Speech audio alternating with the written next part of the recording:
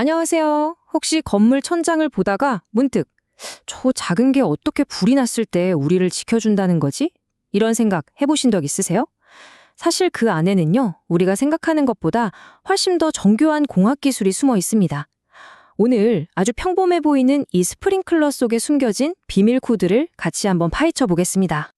네, 바로 저 작은 장치 말이에요. 겉보기엔 정말 단순하지만 화재가 났을 때 생명을 구하는 아주 결정적인 역할을 하죠. 근데요, 진짜 비밀은 저 스프링클러 헤드 자체에 있는 게 아니에요. 그 뒤에 숨어서 완벽한 작동을 보장하는 눈에 보이지 않는 규칙이 있습니다. 지금부터 그 비밀의 문을 한번 열어보죠.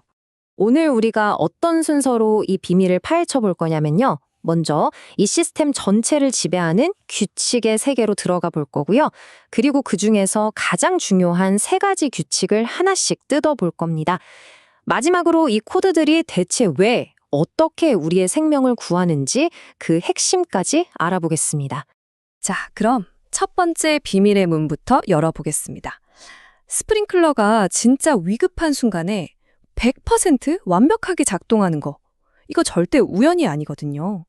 여기에는 수많은 엔지니어들이 최악의 상황까지 다 생각하고 만든 단 하나의 오차도 허용하지 않는 아주 엄격한 설계 규칙이 있기 때문입니다. 그리고 우리가 오늘 파헤쳐 볼 비밀 코드가 바로 이겁니다. 국가 화재 안전 기준 103조. 이름이 좀 길고 복잡하죠? 하지만 이 숫자와 조항들 속에 화재 현장으로 물을 가장 빠르고 효과적으로 보내는 모든 노하우가 담겨 있는 겁니다. 이게 바로 생명을 구하는 설계도인 셈이죠. 자, 첫 번째 규칙입니다. 이름부터 좀 흥미롭지 않나요? 토너먼트 방식 금지. 무슨 스포츠 경기도 아니고 이게 대체 무슨 뜻일까요? 이 규칙은 아주 근본적인 질문에 대한 답이에요. 어떻게 하면 모든 스프링클러에 물을 공평하고 또 강력하게 보낼 수 있을까? 그 해답을 지금부터 알아보겠습니다. 문제가 되는 게 바로 이 토너먼트 배관 방식입니다. 이름처럼 배관이 마치 토너먼트 대진표같이 복잡하게 얽혀 있죠. 이렇게 되면 물이 여러 갈래로 나뉘면서 압력이 완전히 제멋대로가 돼요. 어떤 곳은 물이 콸콸 나오는데 정작 불이 난 곳은 물이 졸졸 나올 수도 있다는 거죠. 이런 불확실성 절대 용납할 수 없겠죠. 이 그림을 보시면 차이가 확 느껴지실 거예요. 왼쪽에 금지된 방식은 마치 구불구불한 강물 같아요. 물이 가다가 막히고 느려지고. 하지만 오른쪽의 올바른 방식을 보세요.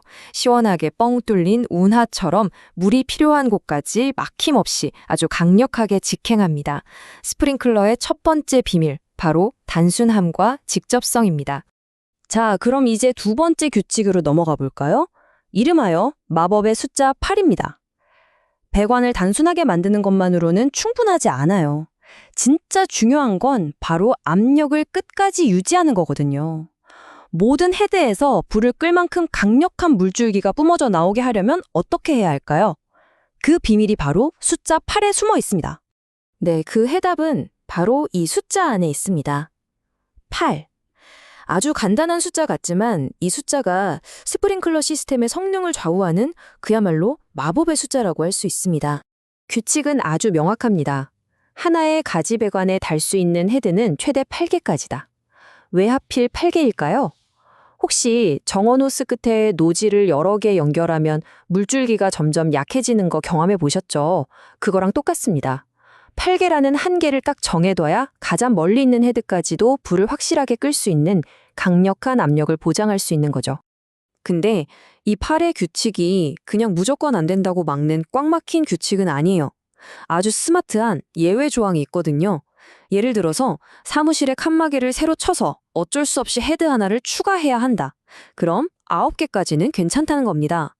또 격자형 배관처럼 훨씬 효율적인 시스템이라면 복잡한 계산을 통해서 안전하다는 것만 증명하면 8개를 넘어도 괜찮고요.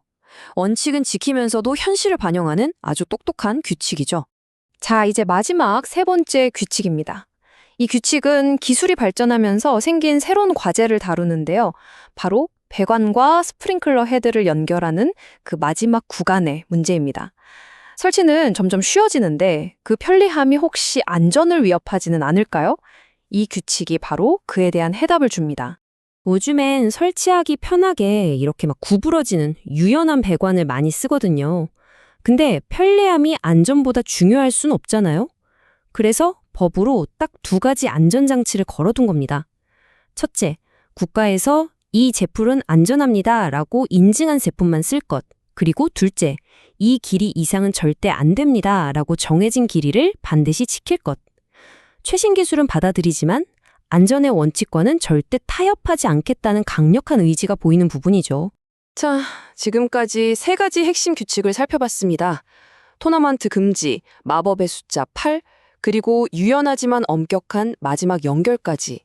이점 되면 좀 느끼셨을 거예요. 이게 그냥 누군가 책상에 앉아서 만들어 놓은 복잡하고 따분한 규정이 아니라는 걸요. 맞습니다. 이 규칙들 하나하나에는 물의 흐름을 계산하는 유체역학이라는 과학이 담겨 있고요. 또 만약에라는 최악의 상황을 수없이 시뮬레이션한 위기 관리의 지혜가 녹아 있는 겁니다. 즉, 이 코드는 과학과 데이터로 쓰인 우리의 생명을 지키겠다는 하나의 사회적 약속인 거죠. 이제 여러분이 건물 안에서 천장을 올려다볼 때 초작은 스프링클러 헤드가 더 이상 그냥 단순한 설비로 보이지는 않으실 겁니다. 그 안에는 물의 흐름을 지배하고 압력을 유지하고 안전을 보장하는 보이지 않는 코드, 즉 우리의 생명을 지키기 위한 수많은 사람들의 약속이 담겨 있다는 것을 기억하게 되실 겁니다.